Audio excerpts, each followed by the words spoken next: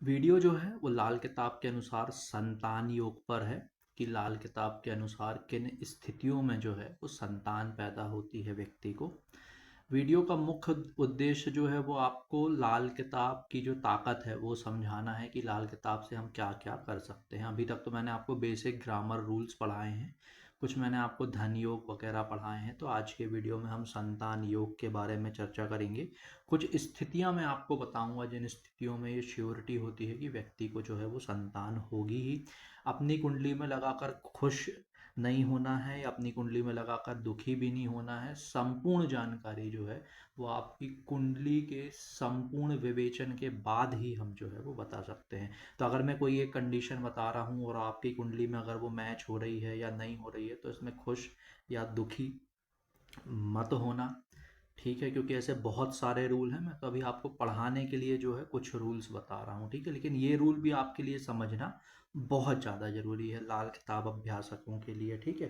तो लाल किताब ये कहती है कि किसी व्यक्ति की कुंडली में मंगल या केतु, मंगल खाना नंबर 6 में हो, केतु खाना नंबर 6 में हो, या फिर मंगल और केतु जो है वो खाना नंबर 6 में हो, मतलब कि दो नर ग्रह जो हैं वो अच्छी स्थिति में हो, तो इस व्यक्ति को जो है वो नर संतान जरूर होती है। इसके अलावा जो है यदि हम मंगल और केतु के अलावा अगर हम चाहें तो यहाँ पर सूर्य और गुरु भी देख सकते हैं।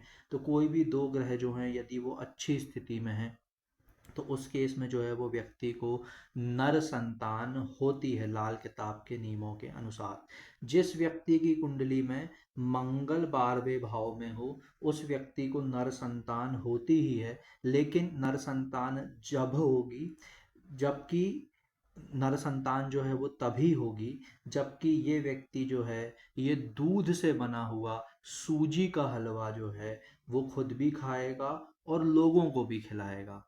क्या करना है आपको, सूजी से बना हुआ जो है वो हलवा आपको बनाना है, जिसमें आपको शक्कर की जगह गुड़ की जगह जो है वो शहद डालना है।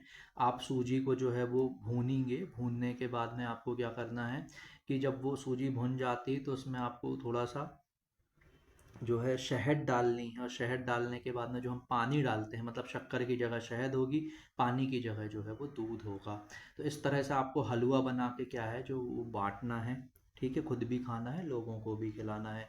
यहाँ पर जो मैं कंडीशन बता रहा हूँ ये वो कंडीशंस हैं कि व्यक्ति मेडिकली जो है, व्यक्ति और उसका लाइफ पार्टनर जो है वो मेडिकली फिट हैं। तो कुंडली के हिसाब से हम कैसे ये श्योर कर सकते हैं कि उन्हें संतान जो है वो होगी ही, ठीक है।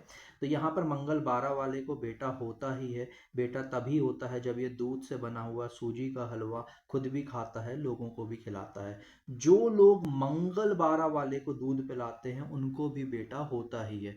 तो यदि आपके आसपास किसी ऐसे व्यक्ति की कुंडली है जिसका मंगल 12 है, और यदि आप जो है यदि मान लीजिए संतान प्राप्ति के लिए प्रयास कर रहे हैं, फैमिली प्लानिंग के बारे में सोच रहे हैं, तो उस मंगल 11 वाले को जो है आप दूध जो है वो पिला सकते हैं। अब दूध पिलाने का क्या क्या सेंस है कि आप उसके घर में दूध के पैकेट भेज सकते हैं, या आप जो है उसके दूध का जो बिल है वो जो है आप 50% या 100% आप उसका पूरा जो है दूध का बिल जो है वो दे सकते हैं। कम से कम तब तक तो दीजिए जब तक आपको संतान प्राप्ति जो है वो ना हो जाए, ठीक है। यदि किसी व्यक्ति की कुंडली में जो है वो मंगल बद हो, क्या हो, मंगल जो है वो क्या हो, बद हो। ये लाल किताब का एक कंसेप्ट होता है। मंगल बद का मतलब होता है कि सूर्य या शनि साथ में बैठे हों, शुक्र खाना नंबर 9 में हो, मंगल खाना नंबर 4 में हो या खाना नंबर 8 में हो। नर की कुंडली में मतलब कि पुरुष की कुंडली में गुरु खाना नंबर 7 में हो, बुध जो है वो खाना नंबर 8 में हो, राहु खाना नंबर 8 या खाना नंबर 11 में हो, तो इस स्थिति में भी जो है वो व्यक्ति को बेटा होता है। लेकिन बेटा होने की कंडीशन ये है कि व्यक्ति को जो है वो दिल का अच्छा होना चाहिए, दूसरों के लिए जो है वो दिल से बद्दुआएं नहीं निकालनी चाहिए, दुनिया के बारे में अच्छा सोचना चाहिए और दुनिया को जो है वो अच्छी दुआएं देना चाहिए। ये मंगल बद के लिए जो है वो कंडीशन होती है। यदि किसी व्यक्ति की कुंडली में मंगल जो है वो खाना नंबर 4 में स्थित हो और चंद्रमा जो है वो खाना नंबर 1 में हो, या फिर खाना नंबर 5 में हो, या फिर खाना नंबर 9 में हो, तो ऐसे व्यक्ति को भी जो है वो बेटा होता ही है। ऐसे व्यक्ति को भी क्या होता है, बेटा होता ही है। यदि किसी व्यक्ति की जन्म कुंडली में मंगल जो है वो खाना नंबर 10 में है, और खाना नंबर 2 जो है, खाना नंबर 2 समझिएगा, मंगल कहाँ पे है, खाना नंबर 10 में है, और खाना नंबर 2 में चंद्र हो, शनि हो, शुक्र हो या राहु हो, क्या हो, चंद्र हो, शुक्र हो, शनि हो या फिर राहु हो, तो ऐसे व्यक्ति को जो है औलाद तो होती ही है, नर संतान होती ही है, भले ही जो है वो देर से हो। नर संतान जो है वो होगी ही, लेकिन भले ही वो क्या हो, वो देर से हो। ठीक है। यदि किसी व्यक्ति की जन्म कुंडली में मंगल खाना नंबर 10 में हो, और उसी समय जन्म कुंडली का खाना नंबर 5 जो है वो खाली हो, तो ऐसे व्यक्ति को भी जो है वो नर संतान होती ही है। ऐसे व्यक्ति को भी क्या है, नर संतान जो है वो होती ही है। ठीक है। तो ये मैंने अभी आपको जो है कुछ कंडीशंस बताई। इसके आगे की अब मैं आपको क्या है कुछ और कंडीशंस जो है वो बताता हूँ। ठीक है। तो हमें क्या है कुछ ये कंडीशंस के बारे में बात करनी है, समझना है।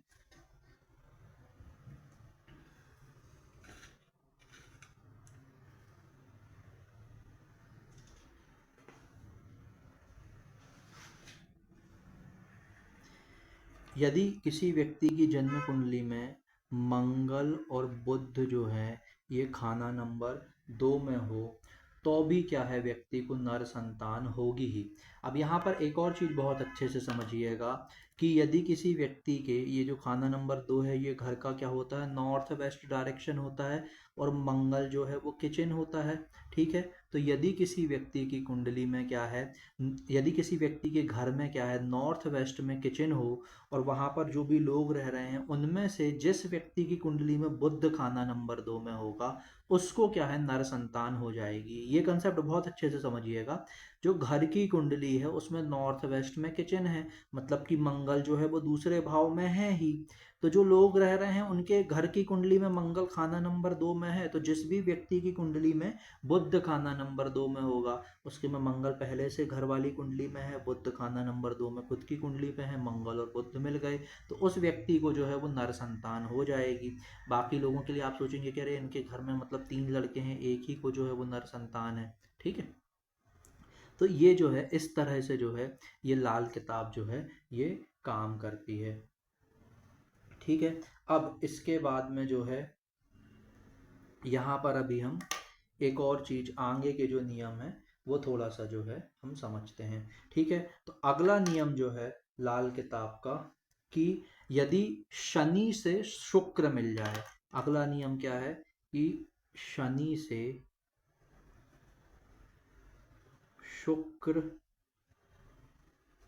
मिल जाए, बहुत अच्छे से समझिएगा, दृष्टि से मिल जाए या फिर युति से मिल जाए। लाल किताब के अनुसार दृष्टि से शनि से शुक्र मिल जाए, या शनि और शुक्र जो हैं वो युति में हो, तो उस केस में भी जो है व्यक्ति को नर संतान होती ही है।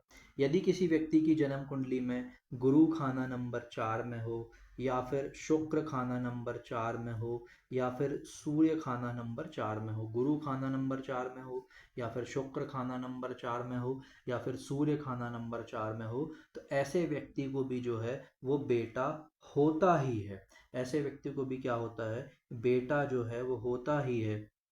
थोड़ा डिले हो सकता है, या फिर कोई ट्रीटमेंट करवाने के बाद में जो है व्यक्ति को नर संतान जो है वो हो सकती है। एक और कंडीशन है कि किसी भी व्यक्ति की जन्म कुंडली में जो है बुध और प्लस जो है वो शुक्र, बुध और शुक्र खाना नंबर 1, खाना नंबर 2, खाना नंबर 3, खाना नंबर 4, खाना नंबर 6, 7, 8, 9, 10, 11 और फिर 12, मतलब कि खाना नंबर 5 को छोड़कर बुध और शुक्र जन्म कुंडली में कहीं पर भी साथ में बैठे हों तो ऐसे व्यक्ति को भी जो है वो बेटा होता ही है। फिर इसके बाद में क्या होता है कि यदि किसी व्यक्ति की जन्म कुंडली में राहु खाना नंबर 3 में हो, यदि किसी व्यक्ति की जन्म कुंडली में राहु जो है वो खाना नंबर 3 में हो तो ऐसे व्यक्ति को भी जो है वो बेटा होता ही है, ऐसे व्यक्ति को भी जो है वो नर संतान होती ही है। ठीक है। अब इसके बाद में क्या है, यदि मान लीजिए किसी व्यक्ति के क्या होता है, किसी साल वर्षफल में बुध जो है वो उच्च का हो जाए और उसी वर्षफल में जो है वो शुक्र भी जो है वो उच्च का हो जाए। और ये मैं किसकी बात कर रहा हूँ, ये मैं बात कर रहा हूँ लाल किताब के वर्षफल की।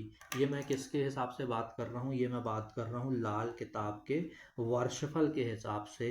तो यदि बुध और शुक्र दोनों जो हैं वो उच्च की स्थिति में आ जाए साथ में, मतलब बुध भी उच्च का हो और शुक्र भी उच्च उच्च का हो, तो उस साल जो है व्यक्ति को जो है वो नर संतान या संतान जो है वो हो सकती है। ये चीज़ जो है आप ध्यान रखिएगा। ठीक है। तो ये ना मैंने अभी आपको जो है कुछ नियम बताए लाल किताब के अनुसार जो है वो संतान योग प्राप्ति के। ठीक है दोस्तों, तो ये लाल किताब के बारे में बस मुझे थोड़ा सा आपको समझाना था कि लाल किताब से हम क्या क्या कर सकते हैं। पढ़ते तो हैं ही, हम ग्रामर वगैरह समझते हैं, प्रिडिक्शन करते हैं, रेमेडीज के हिसाब से काम करते हैं, लेकिन ये लाल किताब की पावर है जो कि हम जो है यूज़ कर सकते हैं। ठीक है। तो वीडियो आज का छोटा सा ही था, लेकिन मुझे उम्मीद है कि आपको पसंद आया होगा। ठीक है। तो दोस्तों मिलते हैं आपसे अगले किसी वीडियो में, तब तक के लिए जो है नमस्कार।